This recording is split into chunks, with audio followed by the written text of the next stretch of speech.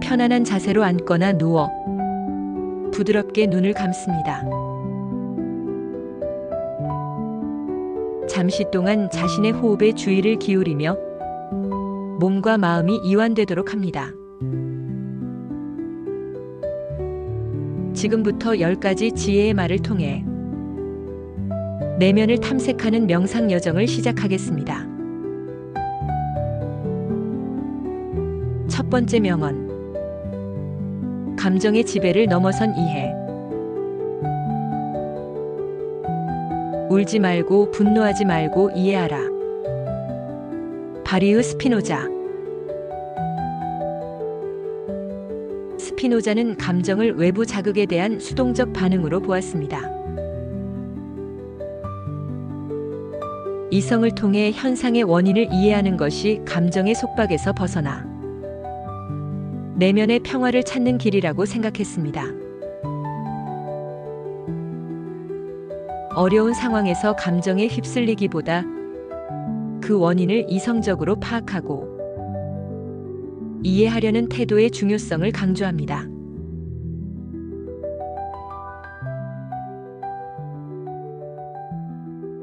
최근 나를 힘들게 했던 일은 무엇이었나요? 그때 나는 어떤 감정을 느꼈나요? 슬픔, 분노, 좌절 등. 그 감정에 압도당하는 대신 그 일이 왜 일어났는지 차분히 생각해 볼 수 있을까요? 그 상황 속에서 내가 미처 보지 못했거나 이해할 수 있는 부분은 무엇일까요?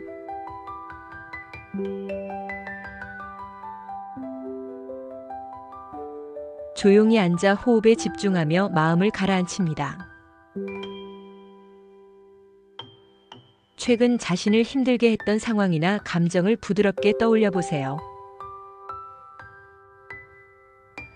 감정이 올라오는 것을 알아차리되 그 감정에 빠져들지 않습니다. 한 걸음 떨어져 관찰자처럼 바라봅니다. 마치 퍼즐 조각을 맞추듯 그 상황의 여러 요인과 인과관계를 객관적으로 그려봅니다. 감정적인 반응 대신 이해의 공간을 마음속에 만들어 보세요. 그 이해를 통해 마음이 차분해지고 넓어지는 것을 느껴봅니다.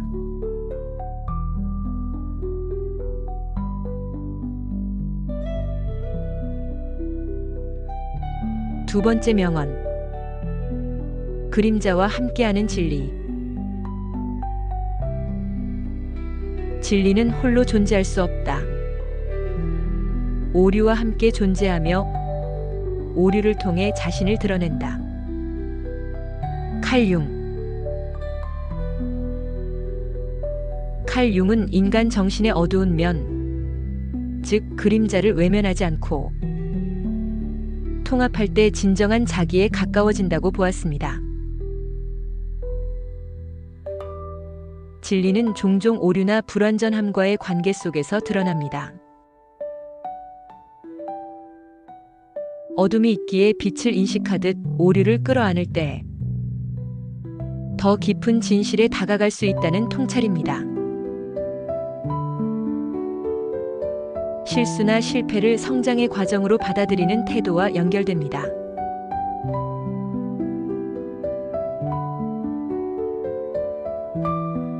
내가 실패나 오류라고 규정했던 경험은 무엇인가요? 그 경험을 통해 새롭게 배우거나 깨달은 진실은 없었나요? 내가 외면하고 싶거나 인정하기 싫은 나의 그림자는 무엇인가요? 그 그림자 또한 나의 일부임을 어떻게 받아들일 수 있을까요? 완벽하지 않음 속에서 발견할 수 있는 가치나 진리는 무엇일까요?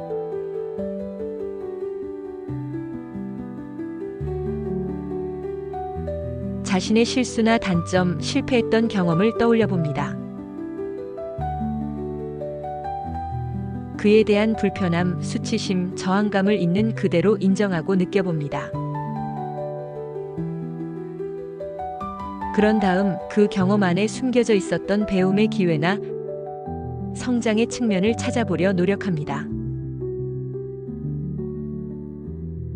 빛과 그림자, 성공과 실패가 모두 공존하는 자신의 온전한 모습을 시각화해 봅니다. 틀림과 맞음이 분리된 것이 아니라 함께 존재하며 나를 구성한다는 생각을 부드럽게 받아들여 봅니다.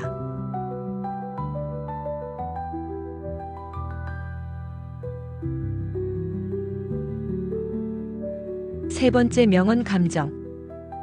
행동의 숨은 지배자. 이성은 감정의 노예이며 노예여야만 한다. 데이비드 휴մ. 휴은 인간 행동의 근본적인 동기는 이성이 아니라 감정이라고 주장했습니다. 이성은 감정이 원하는 목표를 이루기 위한 수단을 찾는 도구일 뿐이며 우리의 선택과 행동은 결국 욕망, 두려움 같은 감정에서 비롯된다는 것입니다. 이는 인간의 결정이 순전히 합리적이지만은 않다는 현대 뇌과학의 관점과도 통합니다. 자신의 감정을 이해하는 것이 행동의 동기를 파악하는 데 중요합니다.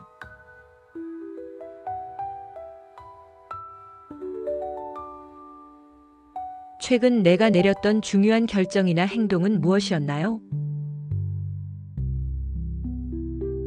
그 결정의 바탕에는 어떤 감정이 깔려 있었나요? 얻고 싶은 욕망, 피하고 싶은 두려움, 기대감 등. 내 이성은 그 감정을 충족시키거나 회피하기 위해 어떤 논리나 계획을 세웠나요? 나의 일상적인 행동들을 주로 이끄는 감정은 무엇이라고 생각하나요?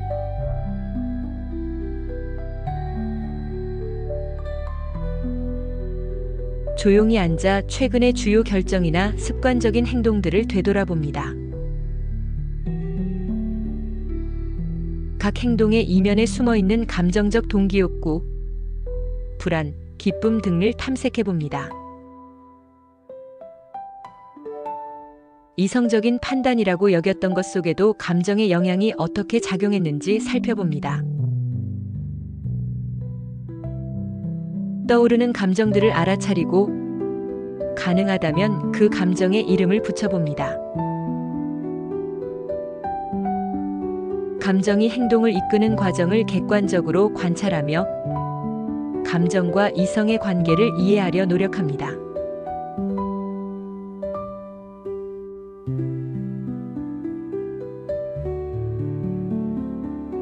네 번째 명언. 미지의 죽음 앞에서 겸손함. 죽음을 두려워하는 것은 지혜롭지 않으면서 지혜로운 척하는 것일 뿐이다. 소크라테스. 소크라테스는 자신이 무엇을 모르는지 아는 것이 지혜의 시작이라고 보았습니다. 죽음은 살아있는 사람은 경험하지 못한 미지의 영역이므로 그것이 좋은지 나쁜지 우리는 알 수 없습니다. 알지 못하는 죽음을 나쁘다고 단정하고 두려워하는 것은 자신의 무지를 인정하지 않는 태도라는 것입니다.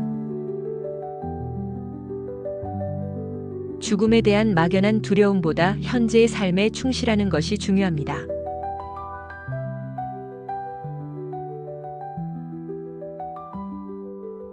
나는 죽음에 대해 구체적으로 무엇을 두려워하나요? 고통, 소멸, 남겨진 사람들, 미지의 세계 등. 죽음 이후의 상태가 나쁘다거나 끔찍하다는 생각은 확실한 사실인가요? 아니면 나의 상상이나 믿음인가요? 죽음에 대한 생각을 잠시 내려놓고 지금 이 순간 내가 살아있다는 사실에 집중할 수 있을까요? 유한한 삶을 어떻게 살아가고 싶은가요?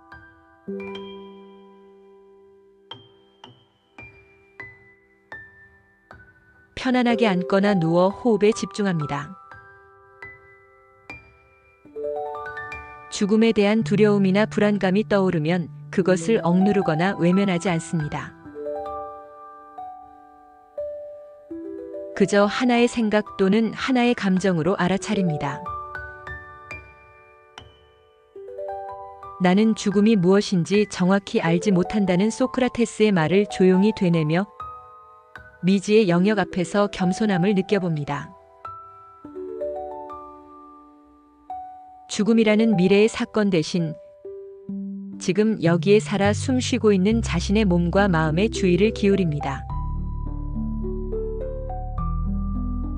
현재 순간의 감각, 호흡, 생명력에 감사하는 마음을 키워봅니다.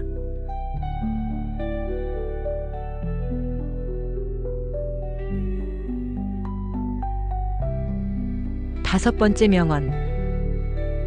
마음, 현실을 창조하는 연금술사. 마음은 그 자체로 천국을 지옥으로, 지옥을 천국으로 만들 수 있는 장소이다. 존 밀턴.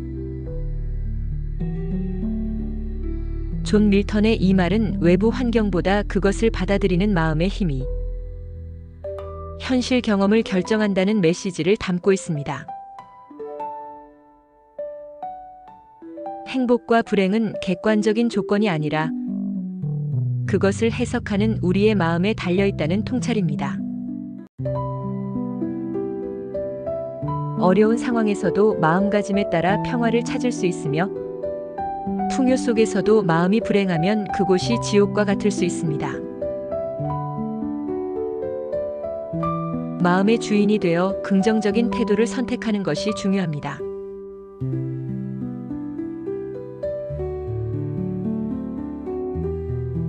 최근 나를 가장 힘들게 했던 상황이나 사건은 무엇이었나요? 그때 나의 마음 상태, 생각, 감정, 태도는 어떠했나요? 같은 상황을 다른 관점이나 태도로 바라볼 여지는 없었을까요? 내 마음속에서 천국과 같은 평화나 기쁨을 느끼게 하는 생각은 무엇이고 지옥과 같은 고통을 느끼게 하는 생각은 무엇인가요?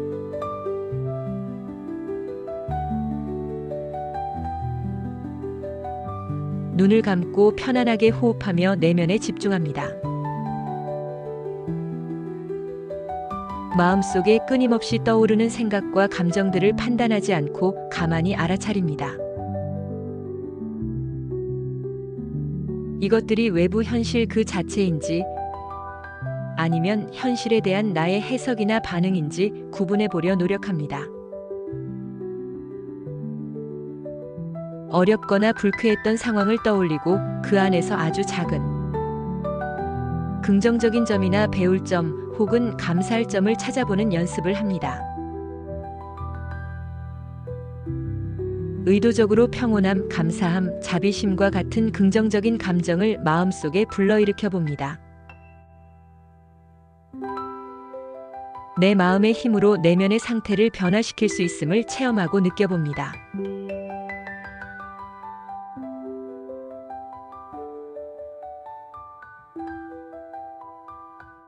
여섯 번째 명언. 지혜로운 용기, 분별하는 마음. 용기란 공포를 느껴야 할 것과 느끼지 말아야 할 것을 아는 것이다. 플라톤. 플라톤에게 용기는 단순히 두려움 없음이 아니라 지혜에 기반한 분별력이었습니다. 무엇이 진정 두려워할 만한 가치가 있고의 불에, 무엇은 두려워할 필요가 없는지의 고통, 죽음을 이성적으로 분별하는 것이 참된 용기라는 것입니다. 맹목적으로 돌진하는 것이 아니라 상황을 냉철하게 판단하여 불필요한 공포는 극복하고 마땅히 경계해야 할 것은 경계하는 지혜로운 태도입니다.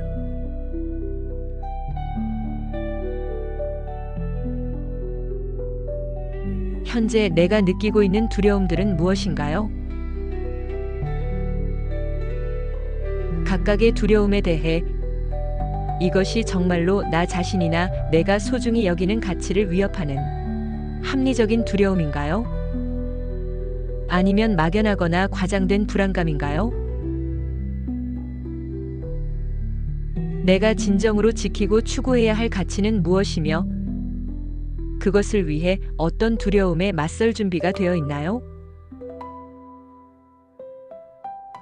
불필요하게 나를 옭아매는 걱정이나 공포는 무엇인가요?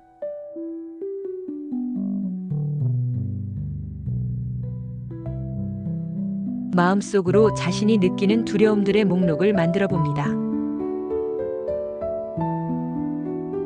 각 두려움에 대해 잠시 멈추어 이것이 마땅히 경계해야 할 위험 신호인지 아니면 극복하거나 흘려보내도 좋은 불필요한 공포인지 구분해 봅니다. 불필요한 공포를 느낄 때 깊은 호흡과 함께 그 감정을 부드럽게 인지하고 놓아주는 연습을 합니다. 자신이 중요하게 생각하는 가치정의 사랑, 진실 등을 위해 용기를 내야 할 상황을 상상해 봅니다. 그 가치를 되새기고 내면의 힘과 연결되는 느낌을 키워봅니다.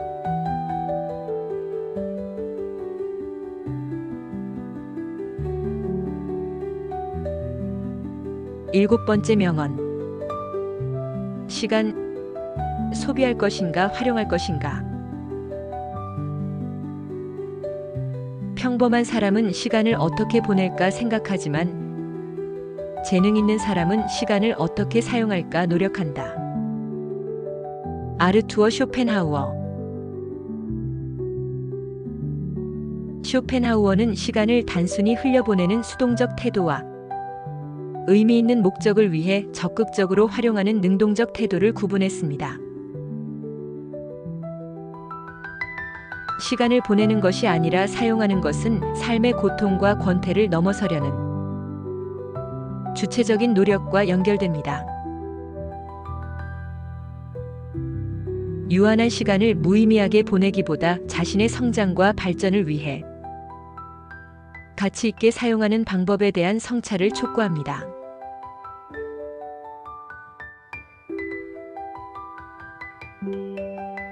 나는 하루 24시간을 주로 어떻게 보내고 있나요? 의식적으로 시간을 사용하고 있다고 느끼는 활동은 무엇이고, 무의식적으로 시간을 보내고 있다고 느끼는 활동은 무엇인가요? 내가 시간을 더 의미 있고 가치 있게 사용하기 위해 어떤 변화를 만들 수 있을까요? 나에게 진정으로 중요하고 만족감을 주는 활동은 무엇인가요?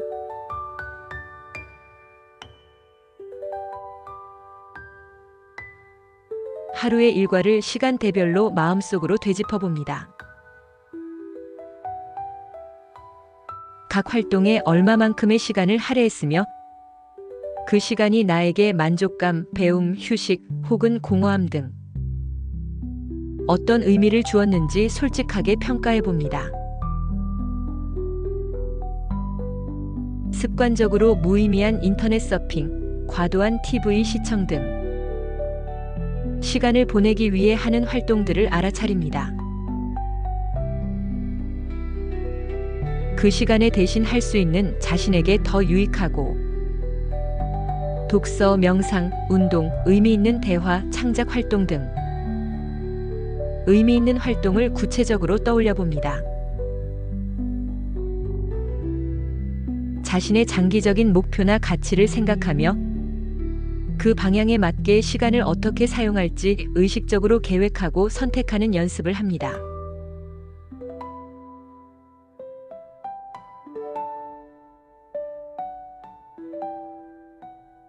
여덟 번째 명언. 사랑 최고의 스승. 우리는 사랑을 통해 가장 잘 배운다. 성 아우구스티누스. 아우구스티누스는 올바른 대상에 대한 사랑이 참된 지혜와 배움으로 이끈다고 보았습니다. 배우려는 대상에 대한 깊은 애정, 관심, 열정, 즉 넓은 의미의 사랑이 있을 때 가장 효과적으로 배울 수 있다는 뜻입니다. 사랑은 강력한 내적 동기를 부여하고 깊은 이해를 가능하게 하여 피상적인 학습을 넘어선 진정한 알무로 이끌어줍니다. 이는 학습 동기, 흥미, 몰입의 중요성과 연결됩니다.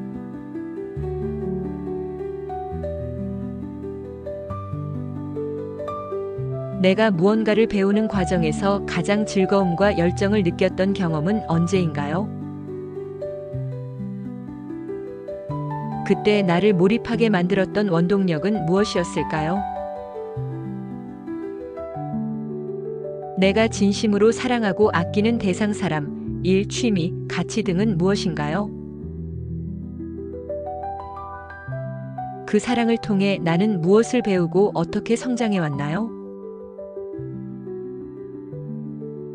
현재 배우고 있거나 앞으로 배우고 싶은 분야의 사랑의 마음, 호기심, 애정, 열정을 어떻게 더할 수 있을까요?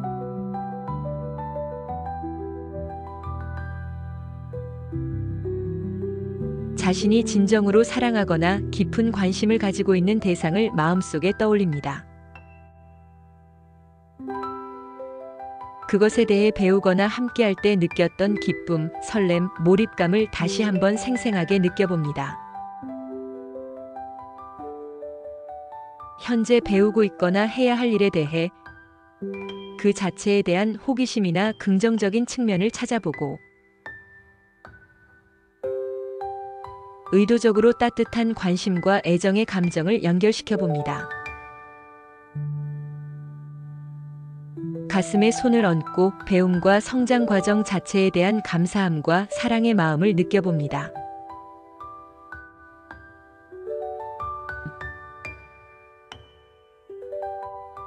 아홉 번째 명언. 권력의 이면 사랑과 두려움. 군주는 사랑받는 것보다 두려움의 대상이 되는 것이 더 안전하다. 니콜로 마키아벨리. 마키아벨리는 현실 정치에서 권력 유지를 위해 변덕스러운 애정 사랑보다 처벌에 대한 두려움을 활용하는 것이 더 안전할 수 있다고 보았습니다. 사랑은 통제하기 어렵지만 두려움은 비교적 확실하게 행동을 통제할 수 있다는 현실주의적 관점입니다. 이는 도덕을 배제하라는 의미가 아니라 정치적 현실에서는 때로 비정하게 보일 수 있는 수단도 고려해야 한다는 점을 강조합니다. 권력의 본질과 인간 본성에 대한 냉정한 성찰을 요구합니다.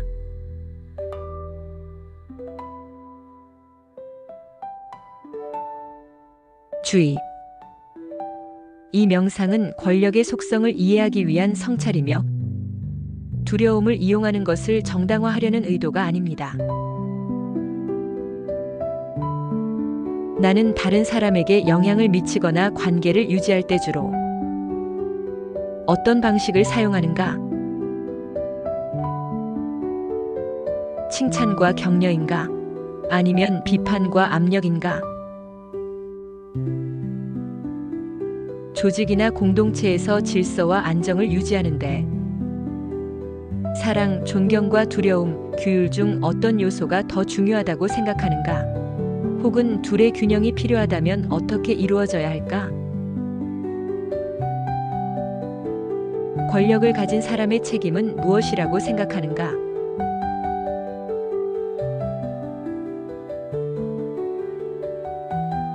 가정, 직장, 커뮤니티 등 자신이 속한 집단에서의 관계나 권력 구조를 떠올려 봅니다. 그 안에서 배려, 존중, 신뢰, 칭찬 등 사랑의 요소와 규칙, 책임, 비판, 처벌 가능성 등 두려움의 요소가 어떻게 작용하고 있는지 객관적으로 관찰해 봅니다. 한쪽에 치우치지 않고 이 두 요소가 어떻게 상호작용하며 균형을 이루거나 혹은 불균형을 이루는지 살펴봅니다. 크든 작든 타인에게 미치는 자신의 영향력을 자각하고 그 영향력을 행사함에 있어 책임감과 신중함을 마음에 새겨봅니다.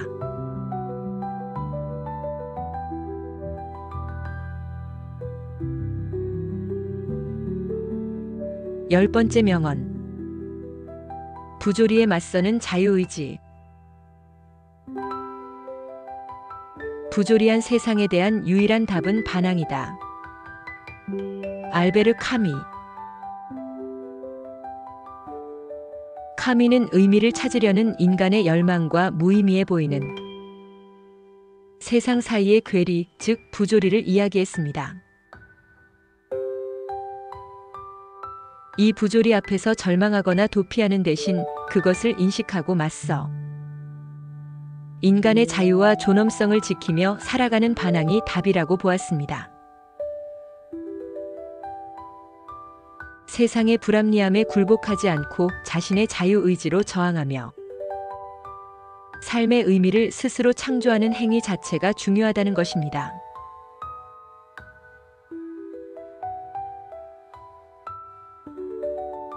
내가 살아가면서 이해가 안 된다, 불합리하다, 의미 없다고 느끼는 부조리한 순간이나 상황은 무엇인가요?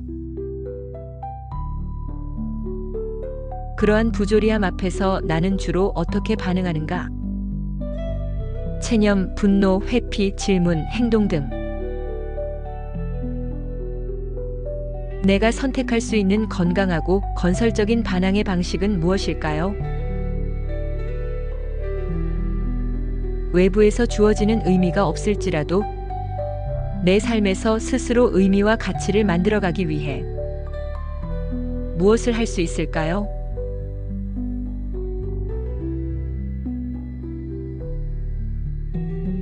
세상의 불합리함이나 이해할 수 없는 고통 혹은 개인적으로 겪는 어려움 등을 떠올려 봅니다. 그로 인해 느껴지는 답답함, 무력감, 분노 등의 감정을 인정하고 수용합니다. 하지만 그 감정에 매몰되지 않고 그럼에도 불구하고 나는 나의 가치를 지키며 살아가겠다는 내면의 의지를 조용히 깨워봅니다. 카미가 예시로 든 시시포스 신화의 주인공처럼 끊임없이 굴러떨어질 것을 알면서도 묵묵히 자신의 바위를 밀어올리는 그 행위 자체의 존엄함과 자유를 상상해 봅니다. 자신의 신념이나 가치에 따라 할 수 있는 아주 작은 행동이라도 떠올려 보고 그것을 실천하는 자신의 모습을 마음속에 그려봅니다. 부조리 속에서도 스스로 의미를 창조하고 자유를 행사하는 힘이 내 안에 있음을 느껴봅니다.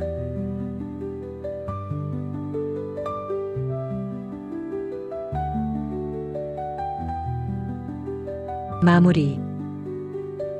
이 명언들과 함께하는 명상 여정이 당신의 내면을 밝히고 삶을 더욱 풍요롭게 만들기를 바랍니다. 꾸준한 성찰과 수행을 통해 지혜와 평화가 당신과 함께하기를 기원합니다.